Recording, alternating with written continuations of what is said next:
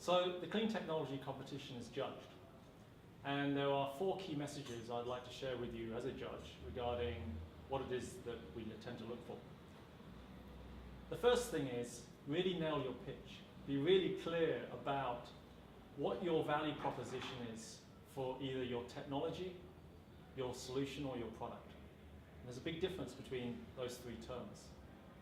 So if your value proposition is unclear, we won't understand what it is that you're offering in terms of a clean tech solution.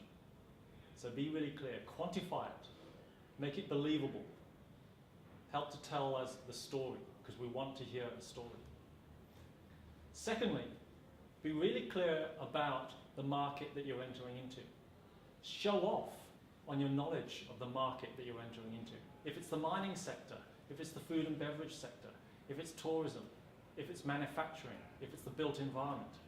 What we want to hear is your knowledge of what technologies are you potentially substituting as a clean technology? What is the cost of those incumbent technologies?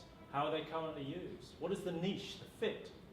How are you going to get to market? What are the options around the paths to market? Your knowledge of the market that you're exiting into is just as important as your knowledge of your technology, your product, or your solution. And thirdly, think about how you need to be really candid in this process. If you don't have a solution, but you've got a great technology, then tell us. If you realize that at the end of the day, there are potentially going to be other technologies that will partner with you or come together with you at some point, then tell us. Because at the end of the day, it would be much more useful for us to understand exactly where you're at and the fit for an end solution that a customer might eventually buy.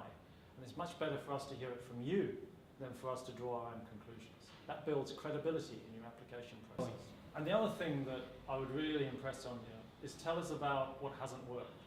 So if you've had some failures, tell us about the lessons so far and the journey you've been on. And there's a lot of information and all of that, but again, it builds credibility to help us understand exactly where you come from and how it is that you think you're going to get to the next step. So good luck. There are 9 parts to the business plan. I've tried to give you some tips around what I see are the 4 key lessons that I've learned from judging last year's.